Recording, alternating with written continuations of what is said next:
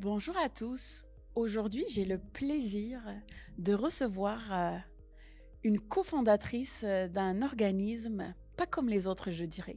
Un organisme dans la région de l'Outaouais, un organisme qui œuvre pour les femmes. Et c'est une femme de cœur que j'ai rencontrée à travers un référencement, je dirais, et qui était une révélation lors de notre première rencontre. On voyait les étoiles qui s'étincelaient de nos yeux. Aujourd'hui, je reçois Stéphanie. Bonjour Stéphanie. Bonjour Sarah, c'est un plaisir d'être ici avec toi pour ce balado. Je suis vraiment contente. Merci d'avoir accepté mon invitation. Puis, si tu peux te présenter pour nous aujourd'hui, Stéphanie, qui tu es.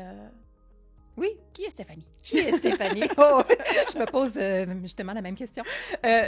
En fait, je voulais juste dire avant de me présenter que c'était tellement partagé cette première rencontre-là. Il y avait tellement quelque chose de magique. Exact. C'était en visioconférence. On a commencé à jaser comme ça. Puis, c'était justement quelqu'un qui nous avait dit « Oh, vous devriez vous parler. Je pense que vous avez quelque chose en commun. » Puis, tu sais, je t'avais dit à la fin de notre conversation que tu avais été la rose de ma journée. Exactement, je me rappelle. Oui, c'est ça, parce que nous, dans ma famille, au souper, on se dit c'est quoi notre rose de notre journée qui est, disons, l'événement là, qu'on a préféré. Donc, tu avais été la rose de ma journée. Puis, oui, c'est très contente d'être ici. Puis, très heureuse de partager un petit peu de ce qu'on fait chez les Simone pour aider justement à contribuer à ton réseau puis à ce que tu es en train de faire. Donc, qui est Stéphanie? La question de départ. La question à 1 million. Oui, la question à 1 million. Donc, je te dirais que je suis de nature très curieuse. Moi, j'ai habité au Témiscamingue, j'ai grandi au Témiscamingue qui était très reculé à l'époque, avant Internet, avant tout ça. Donc, de l'âge de 5 ans à l'âge de 17 ans, j'étais dans mon petit village et j'avais hâte de partir à l'aventure puis aller explorer le monde. Donc, tout de suite, à 17 ans, je suis partie au Brésil. J'ai habité chez une famille brésilienne, j'ai appris le portugais. Ensuite de ça, je suis allée faire mon cégep à Québec. Je suis revenue ici en Outaouais. J'ai fait mon bac et ma maîtrise en littérature espagnole. J'ai travaillé en France. J'ai enseigné au Mexique. J'ai enseigné en Caroline du Nord. Donc, il y a eu un 10 ans comme ça là, où je me suis beaucoup promenée. Puis, après la Caroline du Nord, je suis revenue en Outaouais. J'ai rencontré mon conjoint. J'ai eu mes enfants. J'ai 2 belles filles de 16 ans et 17 ans. Wow. Et j'ai surtout enseigné de profession. J'étais enseignante, l'espagnol surtout. Et est venu un moment dans ma vie où j'avais envie de relever des nouveaux défis. C'est-à-dire qu'en enseignement, on est une leader, on est devant notre groupe, on a ces beaux élèves-là devant nous, puis c'est notre travail de les garder intéressés, de les garder impliqués dans ce qui se passe en avant. Donc, j'ai beaucoup aimé mes années en enseignement, mais la vie passe, puis à un moment donné, on se dit « Wow, je suis rendue à tel âge, puis j'ai le goût de relever un nouveau défi. » Donc, je voulais aller explorer mon leadership dans un autre contexte. Et c'est ce qui m'a amenée à cofonder un OBNL qui s'appelle Chez les Simone Tiers-Lieu, et qui est un organisme qui a comme mission de célébrer les savoirs et les compétences du monde féminin. Donc, c'est assez large comme mission, là, mais ouais, c'est ça, ça mange quoi en hiver, ça?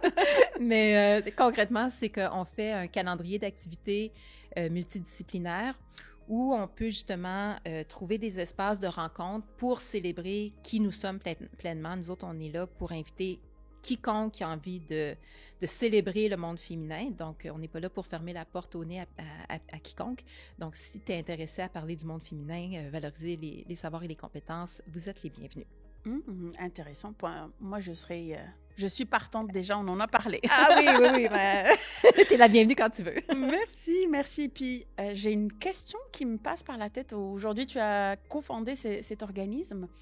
En quoi c'était si important pour toi de le mettre en place? Ouais, il y avait un constat disons, au moment où j'ai quitté l'enseignement, où j'ai décidé de me lancer en économie sociale. Et c'était vraiment quelque chose qui me marquait, c'était la façon dont on valorisait les formes de leadership masculines. et tout ce qui était féminin, on avait tendance à le diminuer. Donc, c'est-à-dire que, tu sais, je vais y aller vraiment grossièrement, là, juste pour qu'on comprenne, mais je comprends que c'est beaucoup plus nuancé que ça, là, la situation. Mais disons que, tu sais, si un homme était un leader, bon, on disait qu'il avait du charisme, qu'il était fort, qu'il avait, tu sais, une vision. Tandis qu'une femme, bien souvent, c'était toutes ces qualités-là, ben, on les retournait un petit peu à son détriment. Ben, elle était trop contrôlante ou trop émotive, ou en tout cas, tu sais. Donc, souvent, les femmes, on est trop ou pas assez, là. C'est dur de trouver le juste milieu. Oh oui, ça, c'est assez difficile. Donc, je me suis dit, mais comment... Là, j'ai réalisé que le problème était au-delà de moi, au-delà de la réalité. Je dis, il y a vraiment quelque chose qui se passe, puis ça, tu sais, je veux dire, je m'attaque à un problème qui est international et qui existe depuis des millénaires, mais donc, je pense pas que je vais le régler de mon vécu, là, mais bon, on peut quand même essayer. Et puis, c'est ça, c'est de dire comment on va faire pour valoriser qui nous sommes, pour ne pas sentir qu'on doit être autre chose que qui nous sommes, qu'on doit se cacher de qui nous sommes vraiment. Moi, il y a un mot que j'adore, puis c'est le mot amphibien. Amphibien, c'est un être qui est capable de vivre dans deux mondes. Donc, je trouve, moi, que les femmes, nous sommes d'excellentes amphibiennes parce que nous vivons dans un monde qui est particulièrement masculin, où le masculin est très valorisé, on parle du patriarcat, etc. Et par contre, on est de nature féminine, et quand on se rencontre entre femmes, il y a quelque chose de magique qui se passe. Il y a comme une espèce de relâchement. Ben, on s'est côtoyés à la Chambre de commerce et dans un événement pour l'entrepreneuriat au féminin, puis aussi dans le réseau des femmes du Québec, des femmes d'affaires du Québec. Mais bref, il y a vraiment quelque chose de magique qui existe depuis longtemps, parce que quand on pense au Moyen Âge, les sorcières, là, c'était ça, c'était des femmes qui se rencontraient pour partager leur savoir, pour un petit peu s'entraider, les sages-femmes. Ensuite de ça, au Québec, il y a eu le Cercle des fermières, c'était des femmes qui étaient probablement qui souffraient de solitude à la maison avec leurs 10 enfants, puis ils se rencontraient pour partager des projets de couture, de tricot, etc. Donc, c'était le constat qu'on devait revenir à une forme de sororité, mais adaptée à 2024, qui n'était pas facile, post-pandémique. Comment on fait à l'ère des réseaux sociaux, où on est tellement bien à la maison, dans notre lit avec notre iPad, que, tu sais, c'est comment on fait pour trouver des façons de se rencontrer, de retrouver cet espace-là de partage, de communauté, puis de valorisation de qui nous sommes. Donc, de là, ça a été plusieurs mois de réflexion, d'exploration. Puis finalement, je dois nommer mes deux cofondatrices qui sont Noémie et Camille, parce qu'en économie sociale, on ne travaille jamais seul. Donc, la rencontre avec Noémie et Camille a fait en sorte que tout s'est solidifié. Et là, les Simones sont vraiment nées, puis ont pris leur... ont vu le jour, exactement. Oui. Puis je suis curieuse, ça veut dire quoi, les Simones? Oui, c'est ça, c'est la question. La question que j'ai souvent. Pourquoi les Simones? Moi, j'adore l'autodérision. Quand on est capable de rire de soi, c'est qu'il y a quelque chose qui va bien dans la vie. Et un prénom féminin au pluriel est souvent utilisé pour ridiculiser un trait de caractère chez une femme. Donc, quand on parle des Germaines, bon, ben c'est celle qui gère et qui mène. Donc, à un moment donné, au Québec, il y avait les Yvettes, là, qui étaient celles qui... En tout cas, bref, c'était pas positif d'être une Yvette. Les anglophones ont leur Karen, qui demande toujours à parler au gérant. Bon. Puis, je trouvais ça drôle de reprendre un prénom féminin au pluriel, de se rassembler sous ce prénom-là, de faire un petit peu « Ah, oui, nous, on est les Simones ». Et évidemment, c'est un prénom qui est évocateur. On pense à des grandes femmes qui ont marqué l'histoire, telles que, je vais y aller récemment, Simone Biles cet été avec les Olympiques, Simone de Beauvoir, Simone Veil, qui est une Française qui s'est beaucoup battue pour le droit des femmes. Au Québec, on a Simone Monet-Chartrand, qui était une grande féministe, et ma grand-mère Simone, ma grand-maman Turcotte, qui s'appelait Simone, qui était une femme, c'est ça, une fermière qui a eu, j'oublie toujours, mais je pense que c'est 10 enfants. Wow. Puis, tu sais, qui était hyper intelligente, curieuse, mais c'est fou le don de ces femmes-là qui ont bâti le Québec il y a 100 ans à coups de dizaines d'enfants. Donc, ma grand-mère Simone, elle, nous encourageait beaucoup quand on était petits à prendre la parole, à prendre notre place, à apprendre. C'était celle qui nous enseignait à jouer aux cartes, tu sais. Puis c'était pas parce qu'on avait 6 ans qu'elle allait nous laisser gagner, là. C'est comme elle jouait aux cartes sérieux, là. Puis, je me souviens qu'elle m'a raconté une fois que elle avait pris la parole dans une rencontre, je pense que c'était de la Caisse populaire. Okay. Donc, on parle du Témiscamingue, probablement dans les années 50. Puis, elle avait pris la parole dans une grande réunion, probablement qu'il y avait plus d'hommes que de femmes. Et c'était pas particulièrement intelligent ce qu'elle avait dit, mais elle avait réalisé le bonheur de se lever et de partager son idée ou son opinion. Donc ça, elle m'avait raconté cette histoire-là très jeune. Puis moi, ce que je comprends des années plus tard, c'est qu'elle était en train de semer la graine dans mon cerveau comme quoi prendre la parole, c'est quelque chose qui se pratique. Exact. Et c'est pas quelque chose qui se maîtrise du jour au lendemain. Donc, j'ai toujours gardé ça en tête et de dire, je vais pas, j'ai pas à être bonne du jour au lendemain, j'ai pas à être bonne du premier coup. Je me pratique, puis des fois, je suis meilleure que d'autres. Puis c'est un peu l'offre des Simone aussi, c'est un espace pour justement se pratiquer à prendre sa place, à prendre la parole et pour pouvoir le faire éventuellement dans d'autres sphères de sa vie si on le souhaite. Mm-hmm. Mais c'est une invitation qui est, nous, notre invitation officielle chez les Simone, c'est « Viens comme tu es, on s'occupe du reste ». Donc, il n'y a pas d'attrape, il n'y a pas d'arnaque. C'est-à-dire que tu n'es pas obligé de parler si tu n'as pas le goût de parler. Tu n'es pas obligé de... Je sais pas moi, tu sais, souvent les femmes, on est tellement sollicitées, on se dit, bon, qu'est-ce qu'il va falloir que je fasse pour participer à votre, à votre activité? Rien, viens comme tu es, puis d'ailleurs... On s'occupe du reste. On s'occupe du reste. Puis d'ailleurs, c'est tellement drôle parce que j'ai une participante qui est venue, un soir, on avait une activité de tricot, puis elle m'a dit, tu sais... je me disais que je ne pouvais pas venir parce que je ne me suis pas lavé les cheveux aujourd'hui, puis je me suis souvenue de votre offre, puis bien comme... Puis là, j'ai dit, je peux y aller même si je n'ai pas les cheveux propres, puis tu sais, bon, c'est ça. Fait que, tu sais, c'est juste un exemple comme quoi il n'y a pas de pression. Exact. Ça veut dire que c'est un endroit qui est sécuritaire, que les femmes, elles peuvent être comme elles sont. Donc, parce que nous, les femmes, on a tendance à se mettre la barre très, très haut. On a tendance à, je dirais, à se juger sévèrement, je dirais. À s'auto-saboter assez souvent. Je pense qu'on n'est jamais assez pour nous-mêmes. Donc, on se donne, puis c'est jamais assez, puis on n'est jamais satisfaite de ce qui se passe dans notre vie, comment on évolue dans notre processus. Puis, le fait que les femmes vont se sentir vraiment dans un endroit sécuritaire, comme elles sont, puis de se sentir aussi épaulées par d'autres femmes, je pense que c'est quelque chose qui apportera une certaine sérénité, une certaine paix intérieure chez elle et de pouvoir venir comme elle est, de pouvoir s'autoriser surtout. C'est ça, je pense, le mot. On ne s'autorise pas beaucoup, mais là, chez les Simone, c'est vraiment ce que vous leur offrez, c'est s'autoriser d'être elle-même. Absolument, c'est ça. D'avoir un espace pour être pleinement soi-même, de s'offrir une pause aussi. On est tellement... tu sais, tu as nommé la société de performance dans laquelle nous sommes, puis comment nous, on tombe dans cette... j'ai le goût de dire, dans ce tourbillon-là, là, de penser qu'on doit toujours être constamment performante.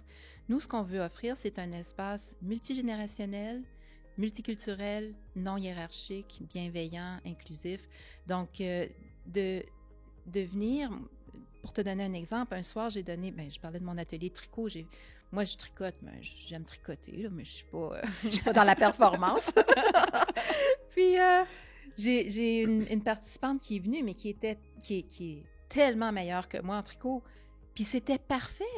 C'était parfait parce qu'on n'était pas... Moi, je prétendais pas aller enseigner à tout le monde le tricot. Moi, je veux partager ma passion, ce que j'aime. Puis cette personne-là est arrivée, bien meilleure que moi. Moi, j'ai appris d'elle. Puis bon, tu sais, bref, c'était une super de belle soirée. Mais c'est un peu un rappel qu'on est dans le partage et exact. Non pas l'enseignement. Ouais. Puis, est-ce qu'aujourd'hui, dans les services que vous offrez, c'est des services spécifiques ou peut-être, si jamais il y a des femmes qui ont envie d'offrir quelque chose, de partager leur passion pour quelque chose, elles sont là aussi pour offrir. Donc, ça fonctionne comment au niveau des services que vous offrez chez les Simone? C'est ça. Donc, super de bonnes questions. Pour l'instant, de la façon dont on fonctionne, je dis pour l'instant parce que ça fait à peine 1 an qu'on existe. Donc, moi, je me donne la possibilité de changer notre système de fonctionnement. Certainement. Les choses évoluent. Les choses évoluent, exactement. Donc, pour l'instant, on a un super beau calendrier d'activités qu'on vient de sortir pour l'automne. Donc, plusieurs offres. Première offre, de venir prendre une pause. Il y a une activité qui t'intéresse, inscris-toi, viens nous voir. On a un local qui est situé dans le Vieux-Hall et tu peux participer à l'activité à laquelle tu t'es inscrite. Dans un deuxième temps, si toi, tu veux relever un défi personnel, comme je prends un exemple, il y a une de nos Simones, parce qu'on s'appelle des Simones, qui a voulu offrir un atelier sur oser l'aventure. Mm-hmm. Donc, elle, c'était son défi personnel qu'elle se donnait. Moi, j'ai le goût d'explorer mon leadership, d'explorer mes qualités d'animatrice d'atelier. Et elle a bâti, avec notre aide, un atelier sur oser l'aventure. Donc, elle a donné un atelier, c'était formidable. Nous, on est là pour l'encadrer, l'aider. Elle est dans une communauté bienveillante, donc elle sait que les femmes qui vont assister à son atelier sont là pour la célébrer, pour l'aider. Puis ça a été une superbe de belle soirée. Puis là, on va redonner l'atelier justement cet automne. Donc ça, c'est une deuxième possibilité. Mm-hmm. Puis la troisième possibilité, c'est qu'on fait des partenariats avec... c'est-à-dire qu'on fait on offre nos services à des entreprises. Mm-hmm. Donc, là, en ce moment, on est en train de préparer un atelier sur la prise de parole assumée. Donc, on a une entreprise qui nous a embauchés pour donner un atelier de 2 heures dans quelques semaines. Et là, on l'a rencontré, la dame qui a initié c'est dans le cadre d'une retraite. Et puis, on a parlé avec elle. On est en train de construire l'atelier, s'assurer que ça répond à ses besoins à elle, à ses objectifs. Puis, on va aller donner cet atelier-là dans le cadre de sa retraite. Donc, ça, à ce moment-là, c'est Noémie, Camille et moi qui sommes les 3 cofondatrices qui offront l'animation de ces ateliers-là. D'accord. Voilà.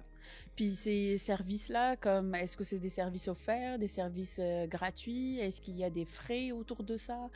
Comment ça fonctionne spécifiquement? Oui, il y a des frais. On est un OBNL, donc on cherche à créer une structure qui est viable, qui est solide. En ce moment, on est entièrement bénévole dans ce projet-là, donc ça nous tient à cœur, on est passionnés, mais éventuellement, on aimerait ça, c'est ça, construire quelque chose qui pourrait offrir des conditions de travail intéressantes, parce qu'on est dans la célébration du monde féminin, ce serait quand même drôle d'offrir des conditions de travail assez horribles, donc il ne faudrait pas faire ça. Donc voilà, par contre, on est en train d'explorer différentes subventions, différentes façons d'être financés. Mm-hmm. Donc, pour le calendrier d'activités, il y a des frais. Les frais sont très, très abordables. Là. On ne parle pas de frais exorbitants. Nous, sur notre site, on a un petit paragraphe qui dit si l'argent, si les frais qu'on vous demande sont une embûche à participer à nos activités, s'il vous plaît, nous contacter. Puis évidemment, nous, on va trouver des solutions, exactement. Puis on a même des personnes qui nous ont donné qui ont payé tu sais, quand on dit pay forward là, en anglais, donc qui ont déjà payé pour des activités futures pour des personnes qui voudraient participer. Mais comme je dis, c'est quand même assez abordable pour l'instant. Puis notre rêve, ce serait d'être inclusive, de pouvoir inviter toute personne qui a envie de célébrer le monde féminin puis qu'il n'y ait pas d'obstacle à sa participation. Ce que j'entends, c'est qu'il y a aussi cette sororité, cette solidarité qui se crée à travers les Simones, à travers les femmes qui viennent. Puis je ressens cette passion qui t'habite. Oui, c'est contagieux. Exactement, c'est contagieux. Puis c'est quoi les prochaines étapes des Simones? Je sais que vous avez participé à des concours. Oui. Bien, je te dirais que 2024, ça a été notre année d'exploration. Donc, on s'est donné 2024 pour vraiment essayer toutes sortes de nouvelles choses. Oui, on a participé à Ose entreprendre. On a été finaliste régionale. On était très contents. Oui, merci. Merci. C'est ça. Puis... Donc là, on a commencé à louer notre local. On s'est trouvé un local justement en 2024. Donc, c'était vraiment une année d'exploration. Là, la deuxième année, tu sais, je me sens un petit peu comme un groupe de musiciens rock, là, tu sais, qui font comme 1, 2, 3 albums, là. Le troisième album, il est décisif. Donc là, la deuxième année, là, qui va être comme notre deuxième album, on va voir un peu continuer ce qui marche bien, ajuster certaines choses. Moi, Stéphanie, un thème qui me tient beaucoup à cœur, c'est l'inclusion, qui est complexe, qui est encore un petit peu... qui reste encore à démystifier. On a fait une formation sur ça, on essaye d'être mieux outillés pour vraiment, justement, qu'il n'y ait pas d'embûche pour quiconque pour venir participer à nos activités. Donc là, on est en train d'explorer ça. Peut-être que pour Stéphanie, 2025, ça va être l'année où elle va explorer, justement, qu'est-ce que ça veut dire, l'inclusion, tout ce qui touche à l'intersectionnalité, l'équité, etc. On voit grand, je veux dire... Qui sait ce qui nous attend, mais on fait beaucoup de partenariats, on veut se faire connaître, on veut travailler avec les gens, on n'est pas là en compétition avec quiconque. Je pense que notre offre est tellement nichée, tellement unique que n'importe quelle entreprise qui aurait le goût de collaborer avec nous, qui partage nos valeurs, mais on est plus que contente d'explorer ces partenariats-là. Magnifique, magnifique. Donc, qu'on soit entrepreneur, qu'on soit employé, qu'on soit à la recherche d'emploi ou même une personne âgée, à la retraite. Donc, peu importe notre âge, peu importe d'où on vient. Donc, c'est un endroit qui est sécuritaire où on peut partager des moments agréables avec d'autres femmes, de discussion, de partage, que ce soit de connaissances, de compétences. Et c'est agréable comme vision que vous avez chez les Simone. Oui, merci. Oui. c'est qu'il y a tellement de richesse dans... moi, j'appelle ça des rencontres inattendues. C'est-à-dire que dans la vie, souvent, on va s'entourer de personnes qui nous ressemblent. Donc, des personnes à peu près de notre âge, de notre culture, du même niveau socio-économique d'où on vient.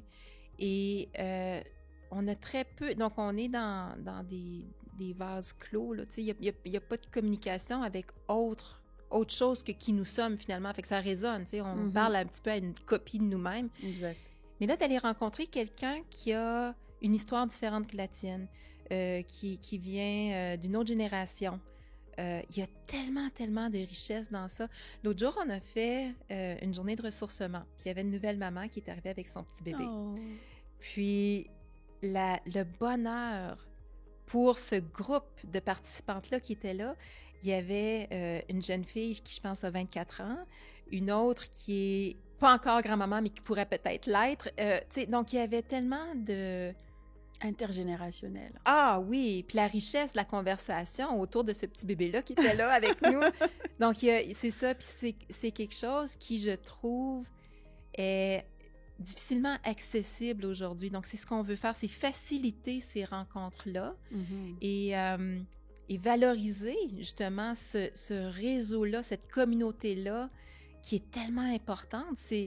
Il y a des études qui sont sorties. Il paraîtrait que le sentiment d'appartenance à une communauté est aussi bon pour ta santé, pas mentale, ta santé physique, que de ne pas fumer et de faire de l'exercice. Donc, on est rendu dans...